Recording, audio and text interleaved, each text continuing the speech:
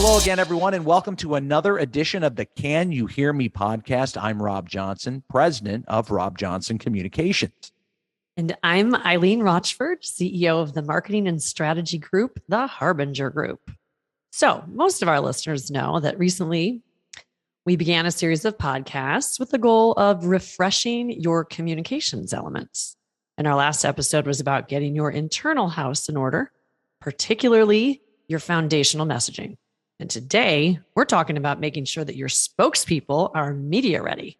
Yeah, this is something you don't want to overlook, Eileen, and it's vital because in the world of earned media, you only get one chance to make a good impression for your company and your brand. If your message is muddled or your spokespeople are ill prepared because they aren't laser focused on the task at hand in that media interview, it can go badly quickly. It sure can, Rob. Absolutely. But don't have any fear, I should say, because that's where we come in. We're going to talk about all the things you do to make sure you're not a part of that disaster.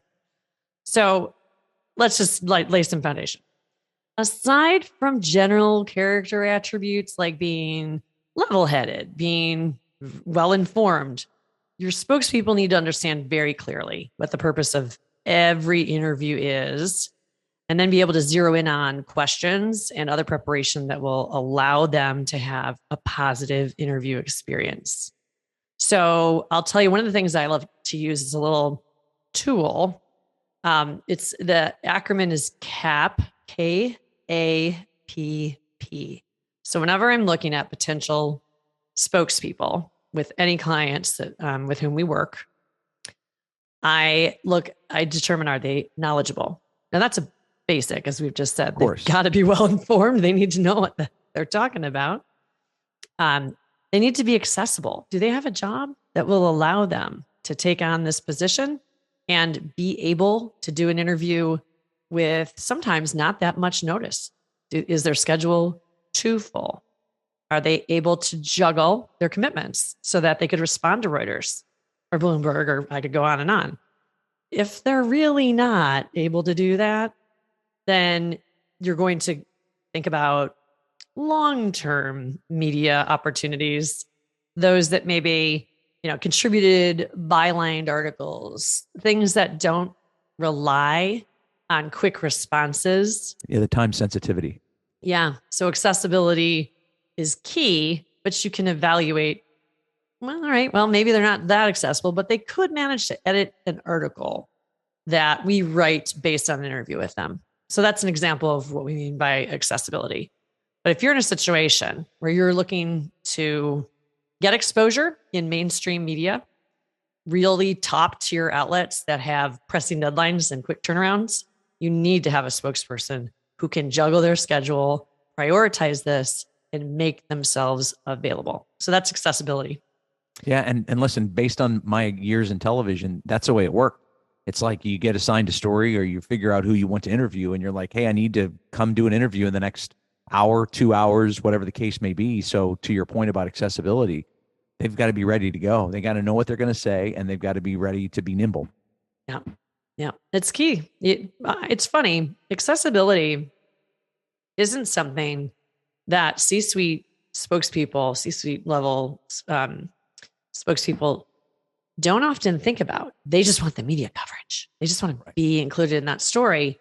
But when we press them to think about how much can you accommodate the demands of being a spokesperson, and if we were to present you with the opportunities at the most top tier media outlets, are you able to stop everything, drop what you're doing, cancel that trip, or reroute your trip to go to New York for Good Morning America? Can you do that? If they can't answer yes, then we look harder at other people inside the organization who can be just as credible and attention grabbing. But particularly CEOs, media outlets that demand the highest level executives, be the person they interview.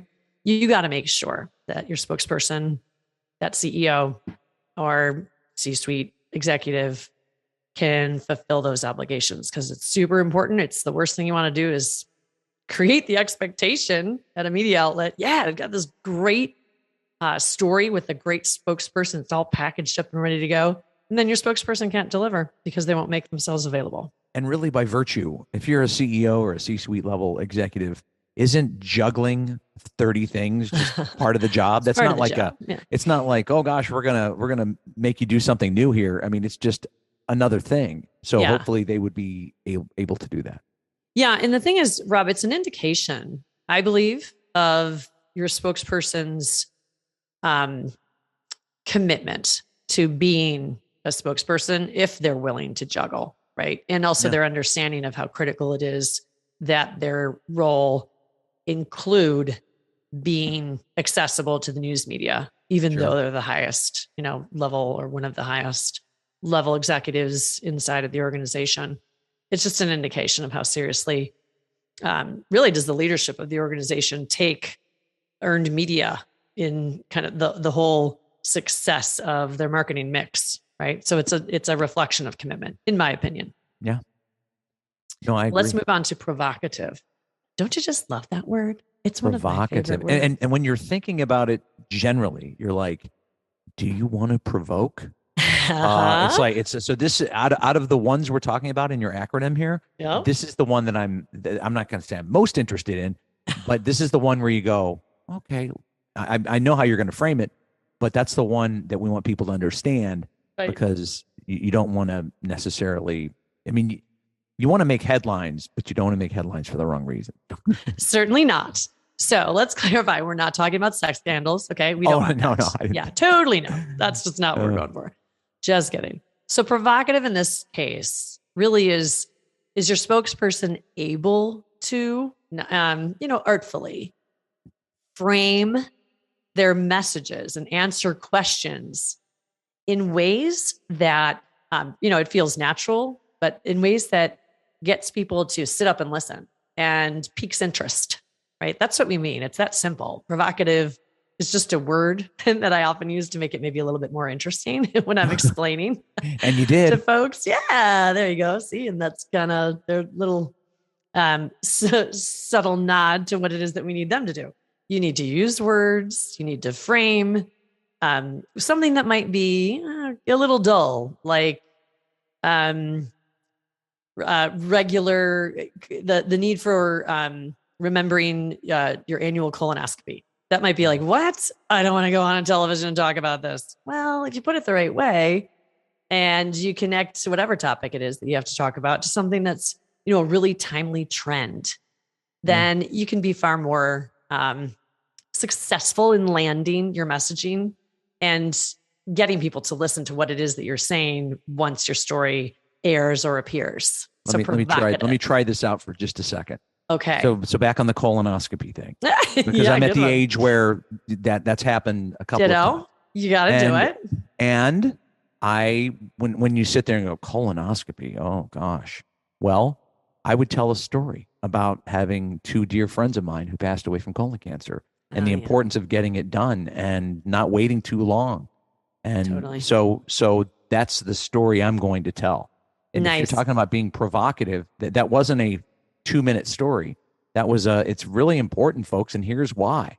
And here's how it touched me. And let me tell you a story about why it's so important for me to have these things done. For as uncomfortable as they are, as they sound, and as they are, it's vital to do it. And that's why. Is that being provocative a little bit? I believe it is. I think that's an excellent example. Well done. It's totally just thinking about how, well, when you're, say you're a chief marketing officer, say you're just, say you're a VP of communications and you lead up earned media, when you're looking inside your organization and you're determining, are you our best spokesperson or are you our best spokesperson? Mm-hmm. Watch how they talk all the time, casually, one-on-one meetings, small group meetings, even, all hands or internal organizational huddles. Are they able to, open up in a way that really pulls people in? Well, that's what you're looking for. And if they can do that inside, it's not a far stretch to teach them how to do that outside while, keeping in mind any and all guardrails that your organization may have in terms of things you can and can't say, SEC regulations, FDA regulations, whatever the case may be, right? But that comes through in training. But if you see that nugget of talent inside when they're talking, again, in any of those settings I just described, they can be a great spokesperson. And the point too is, as we're sitting here talking about the provocative part of your acronym, is making sure that everybody's being authentic to who they are. So who is the best spokesperson for this particular issue? Who can speak clearly and coherently about it? Who can tell a story? And I think that the CEOs that I work with that are able to start weaving stories in that bring people in, I think that's part of being provocative as you've defined it. Yeah, you're dead on. Okay, so proactive. What do we mean in this case? So when you're looking around and determining are my current spokespeople or new spokespeople that we're considering to kind of put into I call it our roster of spokespeople. Proactivity in this case it's a number of things. It hits a couple of what I think are really important points of being a good spokesperson. For example, are you able to drive a conversation, not just respond to questions? Again, it's a teachable skill. It's something that people can learn. But if you're noticing that either your current spokespeople or people you're considering to put into your roster, if their technique has gotten a little dull when it comes to being able to drive the conversation, that's an indication of you're not totally media ready right now, and I got to put you back in training camp. So let's get either a refresh media training on the books, or a full-fledged dedicated session to really get everyone's head on straight about it.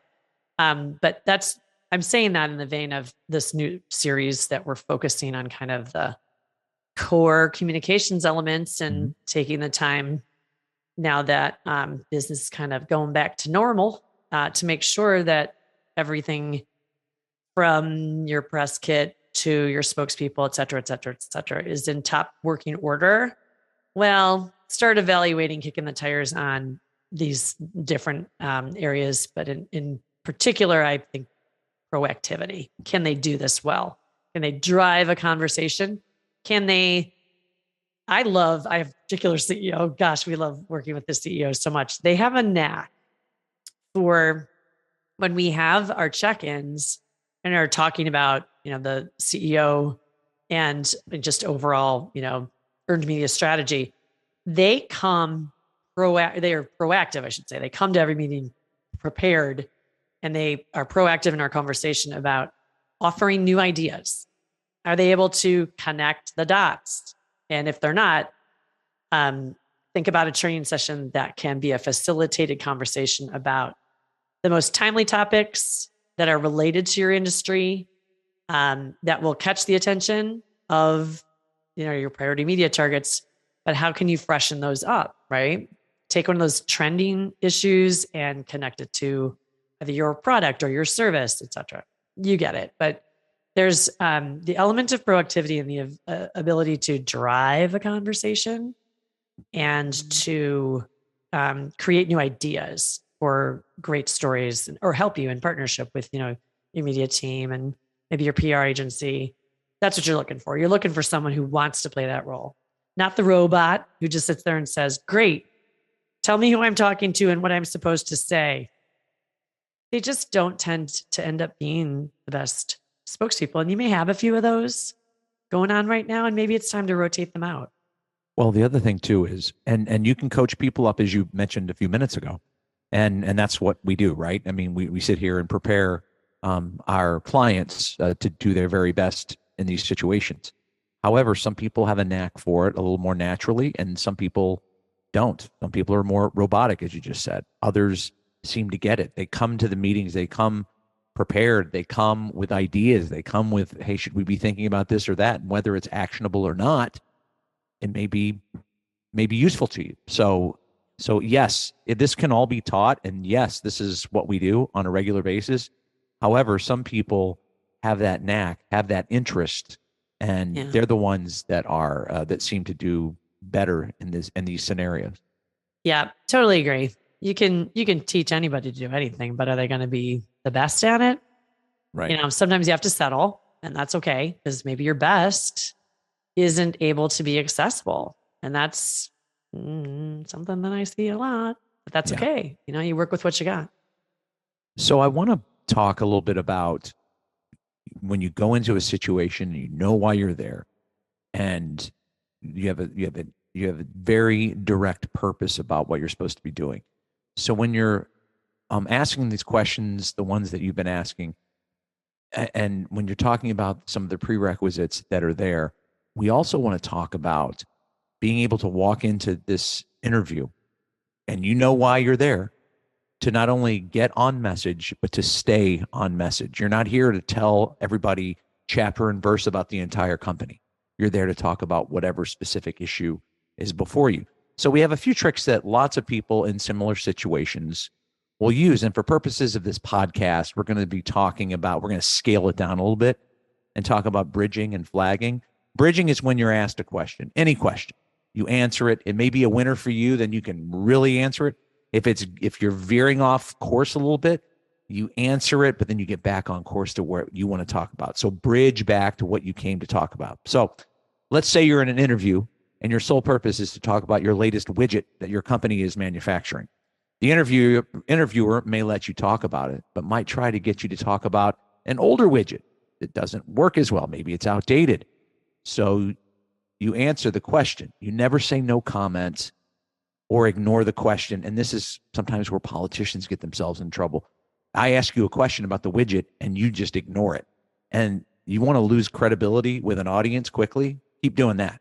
So say something like, well, we're proud of all the widgets that we manufacture, especially our latest product. So you can say, he can ask you about the older widget and you can acknowledge that, yes, we make that and we're proud of it, but we're really excited about this latest one, which is far superior, than list the reasons, and you're back on track. You just bridged from, tell me about the older widget, and you're like, nah, it's not really a winner for me. You're thinking that to yourself, I want to bridge to the thing I'm here to talk about, which is the new widget.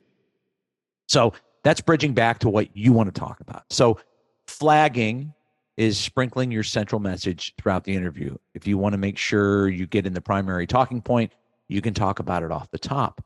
You can bring it back in the middle. It sort of centers you. What is my message? Why am I talking about? I'm talking about my new widget today, and I want to make sure that I get the message loud and clear about this. And then at the end, say something declarative about your new widget, and we call it planting the flag. So flagging is sort of putting your flag sprinkling it throughout the interview, as I said. And then at the very end, you go to midfield, as I always like to say, the visual of planting your flag at midfield. And here, tell me, the something declarative, something memorable, the ability to be able to talk about the widget. And that needs to be your final comment. Or somebody might say, hey, is there anything else that we didn't get to talk about? And you'd be like, yes, I want to tell you about how great this new widget is, and here are the reasons why. So they may give you the opportunity, or you may just take it at the end. So I know this is a podcast and we're not going on for hours and hours, but those are just a couple quick things. And I know you probably have a few bits of color to add to this as well, Eileen. Well, it's a great reminder. Bridging and flagging are two of the favorite examples of doing an interview really well. And you can see it in action most of the time if you turn on. I think, honestly, the majority of folks, particularly C-suite, who get onto, Bloomberg or CNN or any of those, yes, they're just great at it, right? So watch a little bit of that. Paying attention to your current spokespeople if they've, been in the rotation for a while, and if they're forgetting some of those basic skills, like Rob just described, now is a great time to kind of take them off the field, bring them in, do some coaching up, and get them back, with their heads on straight to go back in the game. Yeah. Continue with your because midfield. the point you're trying to make, the declarative statement you want to make, your central message, as it were. I've been surprised at times. I've coached people up before. All right, don't forget this, don't forget that. And at the end, it's like, doors wide open. What are you doing? And you have to be able to recall it quickly, and you have to be able to sprinkle it throughout. And that's part of preparation. And the other part of preparation too, and I know that this is, for us, it's like, if it has the potential to be contentious, is like you prepare your client for the worst, And then when it's not the worst, everybody goes, oh my gosh, that was so much better than I thought. The worst experience they had was having to deal with your question and answering. That's preparing them. And that's a little bit different than talking about your widget. Yeah, absolutely. Yep. It is an art, and a science. And as you and I both know from having kind of played a big role in preparing people for a long time now, it's an art and a science. And everyone needs to do continuing education, professional development, even in the spokesperson role. So don't let them go too long in their wild and woolly ways without having a new training in place to kind of get them, refocused. Because sometimes I see this too, that folks who have been spokespeople for a while, this is not to say they get cocky. They get confident, as they should. Right. You want to see that. That's growth. But, yes, but you don't want them to get so confident that preparation flags. And if they're sloughing off the preparation, like if they're saying, I don't need the pre-interview prep session, for example. You're like, you know what? Everybody does. Everybody does, right? Yeah, everybody does. Anyway, so thinking along the lines again of when you look at your spokespeople and the question of are they media ready, it's just check off some of these boxes that we're describing here in your mind. And if you're not able to check a few of them, it's a clear marker of we got to schedule new media training, at least something that gets all the players on the field together to make sure that we're using the right techniques to the best of our ability, and that we're not falling back on old messaging, but we're really folding in today's messaging. Those are all important things in making sure that, your spokespeople are media ready right here, right now, and they're still doing the best job for you that they possibly can. Let's talk about one final tip. It's kind of in this whole vein of core elements for sure, but also in the vein of if you have current spokespeople and they're getting a little comfortable, maybe they're not reading this anymore, and maybe you need to make sure that they are. And that is your preparatory briefing book. We call it a briefing book probably because of alliteration. It's not actually a book, at least it shouldn't be. But sometimes, depending on the magnitude and import of the interview, it could be 9 or 10 pages, right? And your spokesperson should be more than willing to take the time to read it and absorb it, internalize it, practice with it, and make sure they totally get who they're going to be meeting with. So what's in a briefing book? A briefing book has all of the foundational elements of that your spokesperson might be wondering about. What is this media outlet? Who's the reporter I'm speaking with or being interviewed by? What are the basic questions that I'm likely to be asked? Now, you're not always going to get all the questions. We all know that. But you're at least going to know, here is the topic that piqued this reporter's interest and got them to agree to the conversation. Or if it was them coming to you, what they told, say your VP of communications, that's what this conversation is going to be about. And from that topic, your communications people can very likely derive most obvious questions that should be asked, right? And then in that briefing book, if you've got a great communications team, a Q&A has been prepared that uses all of your foundational messaging, your message map if you use one, and it's been tailored to meet the specific interview opportunity. Okay. So there's kind of canned answers or canned, at least, bullet points of messaging that you'll want to rely on when doing the interview. But the most important part of your briefing book includes past examples of stories produced by this person, written by this person, et cetera, et cetera. Now, as a spokesperson, you should read them, listen to them if it's a podcast or radio interviews, watch them if they're broadcast. Take a couple hours on a Saturday when you're not distracted, if that timing works out.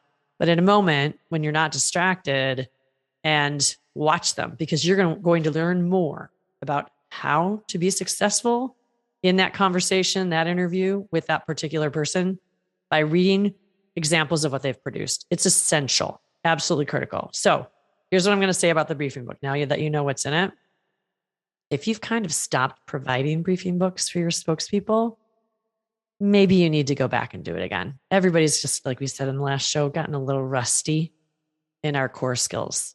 Let's trot out that briefing book again and take things as seriously as they should be taken, so that every single interview is a home run. So briefing books, make sure that you're preparing them. Make sure that you're scheduling time ahead of your conversation with the interviewee. To honestly, it's as much a pre-game practice session as it is a, did you actually read that shit? I just want to make sure. And sometimes the answer is no. And then that's when you get nervous.